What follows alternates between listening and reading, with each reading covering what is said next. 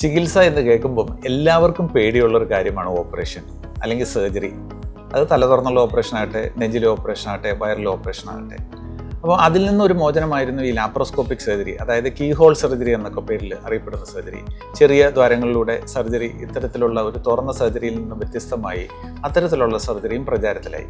എന്നാൽ ഇന്ന് ഏറ്റവും കൂടുതൽ പ്രചാരത്തിലാകുന്ന മറ്റൊരു സർജറി ഉണ്ട്, അതാണ് പിൻ ഹോൾ സർജറി, അതായത് ഇൻ്റർവെൻഷണൽ റേഡിയോളജി.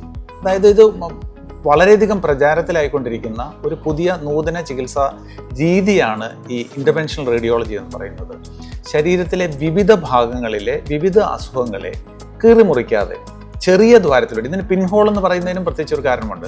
അതായത് ഒരു സൂചിയുടെ ദ്വാരത്തിൻ്റെ അത്രയും വലിപ്പത്തിലുള്ള ഒരു ദ്വാരത്തിലൂടെ ശരീരത്തിലെ വിവിധ അവയവങ്ങളിലേക്ക്, പ്രത്യേകിച്ച് രക്തക്കുഴലിനുള്ളിലൂടെയെല്ലാം പോയി ആ ഭാഗത്തെ അസുഖങ്ങൾ ചികിത്സിച്ച് മാറ്റുന്ന രീതിയാണ് ഈ പിൻഹോൾ സർജറി അല്ലെങ്കിൽ ഇൻ്റർവെൻഷണൽ റേഡിയോളജി പ്രൊസീജിയേഴ്സ് എന്ന് പറയുന്നത്. അപ്പോൾ അതിലേക്ക് നമുക്ക് എന്തൊക്കെ സാധ്യതകളുണ്ട്, എങ്ങനെയൊക്കെ ചികിത്സിക്കാം എന്നറിയുന്നതിന് വേണ്ടിയിട്ട് നമ്മുടെ കൂടെ നിന്നുള്ളത് ടോം ജോർജ്, നമ്മുടെ ഇൻ്റർവെൻഷണൽ റേഡിയോളജി ഹെഡാണ് രാജഗിരി ആശുപത്രിയിലെ. ടോം, നമുക്കിപ്പോൾ ഏറ്റവും പ്രചാരത്തിലാകുന്നത് ഏത് ചികിത്സാ രീതികളാണ്? അതായത് നമുക്ക് പ്രോസ്റ്റേറ്റിൻ്റെ എല്ലാ അസുഖങ്ങൾക്കും ഈ ചികിത്സ ബാധകമാണ് എന്ന് ഞാൻ മനസ്സിലാക്കിയിരിക്കുന്നു. അതിൽ ഏറ്റവും പ്രചാരത്തിലായിരിക്കുന്നത് ഏതൊക്കെയാണ്? ഓക്കെ, സർ പറഞ്ഞ പോലെ തന്നെ നമുക്ക് സാറിന് അറിയാവുന്ന പോലെ തന്നെ നമുക്ക് medical field is rapidly progressing.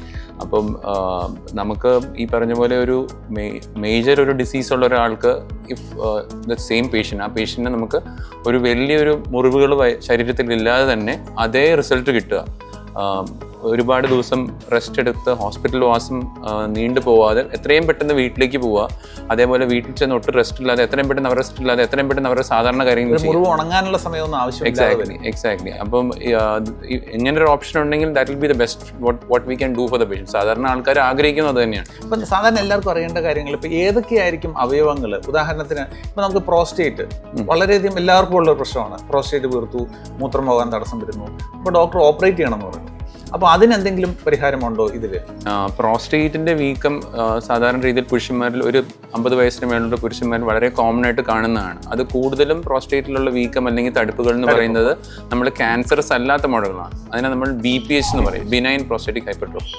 ഇത്തരത്തിലുള്ള പ്രോസ്റ്റേറ്റ് മുഴകൾക്ക് നമുക്ക് സാധാരണ രീതിയിൽ നമുക്ക് അറിയാവുന്നത് സർജിക്കൽ ഓപ്ഷൻസ് ആണ്. അപ്പോൾ സർജറിക്ക് പകരം നമ്മുടെ ഇൻ്റർവെൻഷൻ റേഡിയോളജിയിലുള്ളത് നമ്മൾ നേരത്തെ പറഞ്ഞതുപോലെ പിൻഹോൾ ട്രീറ്റ്മെൻറ്റ് ഓപ്ഷൻസ് ആണ്. പിൻഹോൾ എന്ന് പറഞ്ഞാൽ ഒരു ചെറിയ ദ്വാരത്തിലൂടെ വെറും 2 മില്ലിമീറ്റർ ഓപ്പണിങ്ങിലൂടെയാണ് നമ്മൾ സൂചി, അത്രയേ ഉള്ളൂ.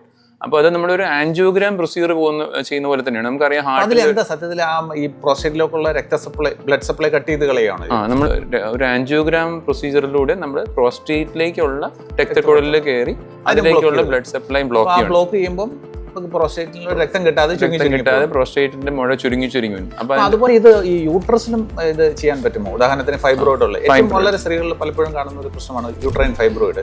വലിയ മുഴയുണ്ട്, അപ്പൊ യൂട്രസ് റിമൂവ് ചെയ്യണമെന്ന് പറയുന്നു. പലർക്കും അത് പേടിയായതുകൊണ്ട് ചെയ്യാതെ നടക്കുന്നു. അതിനും ഇതൊരു പരിഹാരമാണ്. അതെ, ഫൈബ്രോയിഡ്സിന് നമ്മൾ സാധാരണ രീതിയിൽ യൂട്രസ് എടുത്ത് കളയുന്ന ഒരു ഓപ്ഷൻ അല്ലെങ്കിൽ സർജിക്കൽ ഓപ്ഷൻസേ ഉള്ളൂ. അപ്പോൾ ഇതിനകത്ത് നമ്മൾ പ്രോസ്റ്റേറ്റിന്റെ കാര്യത്തിൽ പറഞ്ഞ പോലെ തന്നെ യൂട്രസ് എടുത്ത് കളയാതെ ഫൈബ്രോയിഡിലേക്കുള്ള ബ്ലഡ് ഫ്ലോ നമ്മൾ സ്റ്റോപ്പ് ചെയ്യുകയാണ് ചെയ്യുന്നത്. ഇതേപോലെ ആൻജിയോഗ്രാം പ്രൊസീജിയറിലൂടെ നമ്മൾ ചെന്ന് ആ രക്തക്കുഴൽ ബ്ലോക്ക് ചെയ്യുകയാണ് ചെയ്യുന്നത്. ബ്ലോക്ക് ചെയ്യുന്നതിന് നമ്മൾ എംബോളൈസേഷൻ എന്ന് പറയും. അപ്പോൾ എംബോളൈസേഷൻ നമ്മൾ പ്രോസ്റ്റേറ്റിൽ പറയുന്നത് പോലെ പ്രോസ്റ്റേറ്റിലും പ്രോസ്റ്റേറ്റ് ആർട്ടറി എംബോളൈസേഷൻ എന്ന് പറയും. പ്രോസ്റ്റേറ്റിലേക്കുള്ള രക്തക്കുഴലിൽ ബ്ലോക്ക് ചെയ്ത് നമ്മൾ പ്രോസ്റ്റേറ്റിന്റെ വീക്കം കുറയ്ക്കുന്ന പോലെ തന്നെ യൂട്രസിലെ രക്തക്കുഴലിലേക്കുള്ള ബ്ലഡ് ഫ്ലോ കുറയ്ക്കുമ്പോൾ നമ്മൾ ഫൈബ്രോയിഡ് ചുരുങ്ങും.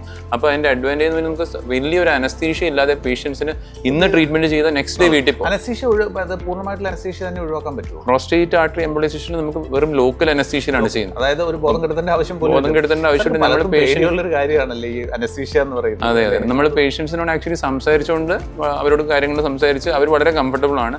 ഇന്ന് ട്രീറ്റ്മെന്റ് കഴിഞ്ഞാൽ നെക്സ്റ്റ് ഡേ വീട്ടിൽ പോവുക, അത് റെസ്റ്റ് വേണ്ട, അവരുടെ സാധാരണ ദൈനംദിന ജീവിതത്തിലേക്ക് ഉടനെ കിടക്കാം. മറ്റൊരു പ്രശ്നമാണ് ഈ തൈറോയിഡ്. അപ്പോൾ ഒത്തിരി പേർക്കുള്ളതാണ് തൈറോയിഡ്. അപ്പോൾ അത് ഓപ്പറേറ്റ് ചെയ്യണമെന്ന് പറയുമ്പോൾ പലർക്കും പേടിയാണ്, വലിയൊരിതാണ്, എന്തിനാണ് ഓപ്പറേറ്റ് ചെയ്യണം? അതിനൊക്കെ എന്തെങ്കിലും ചെയ്യാൻ പറ്റുമോ? തീർച്ചയായും നമുക്ക് തൈറോയിഡിലുള്ള മുഴകൾ നമുക്ക് കൂടുതലും ക്യാൻസറസ് അല്ലാത്ത മുഴകളാണ്. അപ്പോൾ ഇത്തരത്തിൽ സിറ്റുവേഷനിൽ സാധാരണ നമുക്കുള്ള ഓപ്ഷൻസ് തൈറോയിഡ് പ്ലാന്റ് എടുത്ത് കളയുന്ന ഒരു ഓപ്ഷനാണ്. അപ്പോൾ അതൊരു സർജറി ആയതുകൊണ്ട് തന്നെ നമുക്ക് തൈറോയിഡ് ഗ്രന്ഥി മാറ്റുന്നു, ലൈഫ് ലോങ് നമുക്ക് മെഡിക്കേഷൻസിൻ്റെ ആവശ്യമുണ്ട്, മേജർ ഒരു അനസ്തീഷ്യയുടെ ആവശ്യമുണ്ട്. ഇത്തരം സിറ്റുവേഷൻസിൽ നമ്മൾ വേറൊരു ഓപ്ഷനാണ് നമ്മൾ ഇന്റർവെൻഷൻ റേഡിയോളജി ട്രീറ്റ്മെന്റ് ഉള്ള ഓപ്ഷനാണ് നമ്മൾ തൈറോയിഡ് അബ്ലേഷൻ ട്രീറ്റ്മെന്റ് എന്ന് പറയുന്നത്. അതെ, നമ്മൾ അതിന്റെ ഒരു ബിഗ്ഗസ്റ്റ് അഡ്വാൻറ്റേജ് എന്ന് പറഞ്ഞാൽ ലോക്കൽ അനസ്തീഷ്യ, വലിയ അനസ്തീഷ്യ ഇല്ലാതെ ചെയ്യാം. കഴുത്തിലൊരു മുറിവില്ല, പേഷ്യൻസിനോട് നമ്മൾ സംസാരിച്ചുകൊണ്ട് ചെയ്യുന്നു, ഒട്ടും പെയിൻ ഇല്ല, നമ്മൾ ആ മുഴ മാത്രമാണ് നമ്മൾ കരിച്ചു കളയുന്നത്. അപ്പോൾ പേഷ്യൻസിന് നമ്മൾ രാവിലെ ചെയ്ത സെയിം ഡേ വൈകിട്ട് വീട്ടിൽ പോകും. അങ്ങനെ വലിയ റെസ്റ്റ് വേണ്ട, മരുന്നുകളൊന്നും ലൈഫ് ലോങ് മരുന്നുകളുടെ ആവശ്യമില്ല. അപ്പോൾ അതിനെ നമ്മൾ തൈറോയ്ഡ് അബ്ലേഷൻ ഒരുപാട് പേഷ്യൻസ് നമുക്ക് വരുന്നുണ്ട് ഇങ്ങനത്തെ അസുഖത്തിൽ. പിന്നെ ഇപ്പൊ വലിയൊരു പ്രശ്നമാണ് ഇപ്പൊ ആക്സിഡൻസ് വന്നിട്ട് ഈ രക്തധമനികൾക്ക് പ്രശ്നം വന്ന് ബ്ലീഡിങ് വന്നത്. അപ്പൊ അതിലൊക്കെ ഇന്റർവെൻഷൻ റേഡിയോളജിയിൽ ഒത്തിരി ഒരു ഓപ്ഷൻസ് ഉണ്ടല്ലോ അല്ലെ. നമുക്ക് പെട്ടെന്ന് ബ്ലീഡിങ്, ഒരു രക്തധമനിക്ക് പെട്ടെന്ന് രക്തങ്ങൾ പൊട്ടിയിട്ട് ബ്ലീഡ് ചെയ്യുന്നു, അതൊക്കെ നമുക്കൊരു ഓപ്പറേഷൻ അല്ലാതെ നമുക്ക് അടച്ചു കളയാൻ പറ്റുക, അങ്ങനത്തെ സാധ്യതകളുണ്ട്. അതെ, നമുക്ക് എമർജൻസി സിറ്റുവേഷൻസിൽ പൊതുവെ പേഷ്യൻസ് വളരെയധികം വളരെ സിക്ക്, വളരെ റിസ്ക് സിറ്റുവേഷൻസ് ആയിരിക്കും. ഇത്തരം സർജറി ചെയ്യാൻ പറ്റാത്ത ഒരു സർജറി ചെയ്ത സിറ്റുവേഷൻസിൽ സപ്പോസ് ലിവറിൽ ബ്ലീഡിങ് അല്ലെങ്കിൽ കാലിൽ ബ്ലീഡിങ്, എവിടെയെങ്കിലും പൊട്ടി ബ്ലീഡിങ് വരിക, ഇങ്ങനത്തെ സിറ്റുവേഷൻസിൽ നമുക്ക് കൃത്യമായ സ്കാനിങ് അല്ലെങ്കിൽ എക്സ്റേയുടെ സഹായത്തോടെ നമ്മൾ കൃത്യമായി ബ്ലീഡ് ചെയ്യുന്ന പോയിന്റിൽ ചെന്ന് നമ്മൾ ബ്ലീഡിങ് ബ്ലോക്ക് ചെയ്യുന്ന പ്രൊസീജിയേഴ്സ് ഉണ്ട്. അത് നമ്മൾ രക്തം ഛർദ്ദിക്കാട്ടെ, ചുമച്ച് ഛർദ്ദിക്കുന്ന സിറ്റുവേഷൻസ് ആയിക്കോട്ടെ, വൈറൽ ബ്ലീഡിംഗ് ആയിക്കോട്ടെ, യൂട്രൈൻ ബ്ലീഡിംഗ് അല്ലേ, അത് ഡെലിവറിക്ക് ശേഷം ഭയങ്കര അതെ അതെ, ഇത്തരം സിറ്റുവേഷൻസിൽ ഉടനെ യൂട്രസ് എടുത്ത് കളയുന്ന ഒരു സിറ്റുവേഷനെ നമുക്ക് ഓപ്ഷൻസ് ഉള്ളൂ. പക്ഷെ നമുക്ക് എത്രയും പെട്ടെന്ന് എമർജൻസി ആയിട്ട് ചെന്ന് ആൻജിയോഗ്രാമിലൂടെ ആ ബ്ലീഡിംഗ് നിർത്തിയാൽ നമുക്ക് വളരെയധികം ലൈഫ് സേവ് ചെയ്യാം, യൂട്രസും പ്രിസർവ് ചെയ്യാവുന്ന ഓപ്ഷൻസ് ഉണ്ട്. ഇതേപോലെ തന്നെ ഒരുപക്ഷെ കാലിലേക്കോ ശരീരത്തിന്റെ പല സ്ഥലത്തേക്കുള്ള രക്തക്കുഴൽ ബ്ലോക്ക് ആവുമോ, നടക്കുമ്പോൾ കാല് വേദന, അതെ സർക്കുലേഷൻ കുറഞ്ഞിട്ടുണ്ട്, അതെ, ഡയബറ്റിക് അസുഖങ്ങൾ, അല്ലെങ്കിൽ പെട്ടെന്ന് ഒരു ക്ലോട്ട് പോയി കാല് ചില സിറ്റുവേഷൻ കാല് മുറിച്ച് കളയേണ്ടി വരും.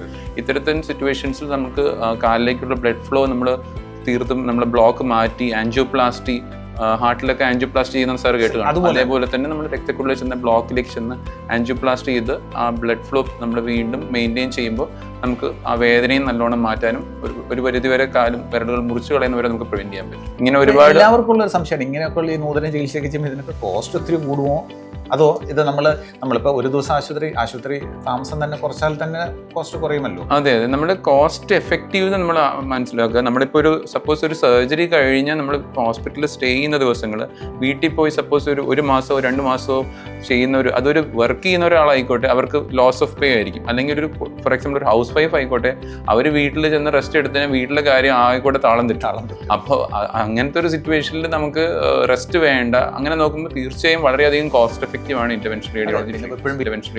എപ്പോഴും വീട്ടിൽ ഒരാൾ അസുഖമായിട്ട് കിടക്കുമ്പോൾ നോക്കാൻ ഒരാളും, അവർക്ക് ജോലിക്ക് പോകാൻ പറ്റില്ല, അതൊക്കെ നോക്കുമ്പോൾ ഇത് വളരെ കോസ്റ്റ് എഫക്റ്റീവ് ആയിരിക്കും. ഇത്രയും നേരത്തെ അവർക്ക് വീട്ടിലേക്ക് അവരുടെ സാധാരണ കാര്യങ്ങൾ ചെയ്യാം, ജോലി ചെയ്യുന്നവർക്ക് എത്രയും പെട്ടെന്ന് ജോലിക്ക് പോവുക, ഇതൊക്കെയല്ല എല്ലാവരുടെയും ആഗ്രഹം. അനന്തമായ സാധ്യതകളുണ്ടല്ലേ ശരീരത്തിന്റെ ഏത് ഭാഗത്തും ഒരു ഇന്റർവെൻഷൻ റേഡിയോളജിസ്റ്റ് ചെന്നെത്താനാകും. ഇപ്പോഴും എല്ലാവരും ചോദിക്കും ഇത് എവിടെയാണ് ഇത് ചെയ്യുന്നത്? ഇപ്പൊ രാജഗിരി ഹോസ്പിറ്റലിൽ ഇപ്പൊ ഏത് കാത്ത് ലാബിലാണല്ലോ ഇതെല്ലാം ചെയ്യുന്നത്? അതെ അതെ, നമ്മൾ ഇത്തരത്തിൽ ഇന്റർവെൻഷൻ റേഡിയോളജി ട്രീറ്റ്മെന്റ്സ് നമ്മൾ ചെയ്യുന്ന സ്ഥലത്തിന് കാത്ത് ലാബ് എന്ന് പറയുന്നത്. നമ്മൾ ആൻജിയോഗ്രാം ചെയ്യുന്നത് നമ്മൾ ഒന്നും ബ്ലൈൻഡ് ആയിട്ടല്ല, എല്ലാ സ്റ്റെപ്പും നമ്മൾ സ്കാനിലും എക്സ്റേയിലും നോക്കി ആണ് നമ്മൾ ചെയ്യുന്നത്. അത് നമ്മൾ ചെയ്യുന്നത് കാത്ത് ലാബ് എന്ന് പറഞ്ഞ സ്ഥലത്താണ് നമ്മൾ ചെയ്യുന്നത്. അപ്പൊ നമുക്കിപ്പോൾ ഒരു ബൈപ്ലെയിൻ ലാബ് ഉണ്ടല്ലോ, ബൈപ്ലെയിൻ എന്ന് വെച്ചാൽ അതെ, രാജഗിരി ഹോസ്പിറ്റലിലുള്ള വളരെ അഡ്വാൻസ്ഡ് ആയിട്ടുള്ള കാത്ത് ലാബ് ഫെസിലിറ്റീസ് ഉള്ളതുകൊണ്ട് നമുക്ക് ഈ എല്ലാ പ്രൊസീജിയേഴ്സും വളരെ സേഫും വളരെ ആക്യുറേറ്റും ചെയ്യാവുന്നതാണ്. നമുക്ക് 2 കാത്ത് ലാബ് ഉണ്ട്. അപ്പൊ ഒരു സമയത്ത് ഒരു എമർജൻസി വന്നാൽ മറ്റൊരു ലാബിൽ ഒന്നുകൂടി ചെയ്യാനുള്ള സംവിധാനം കൂടി. അതെ അതെ അതെ, പലപ്പോഴും എമർജൻസി പ്രൊസീജിയേഴ്സും നമ്മുടെ എലക്ടീവ് കേസും ഒരു തടസ്സവും ഇല്ലാതെ നമുക്ക് വളരെ സേഫ് ആയിട്ട് ചെയ്യാവുന്ന ഓപ്ഷൻസും ഉണ്ട്. രാജഗിരി ആശുപത്രിയിൽ ഇന്നിപ്പോൾ ഒരു വളരെ പ്രധാനപ്പെട്ട ഒരു ഡിപ്പാർട്ട്മെന്റായി ഡെവലപ്പ് ചെയ്തുകൊണ്ടിരിക്കുന്നതാണ് ഇന്റർവെൻഷൻ റേഡിയോളജി. ഇത്രയും ഇതിന്റെ ചുക്കാൻ പിടിക്കുന്ന ഡോക്ടർ ടോമിന് എല്ലാവിധ ആശംസകളും നേർന്നു. ഇത്തരം വിവരങ്ങൾ പറഞ്ഞ ടോമിന് താങ്ക് യു.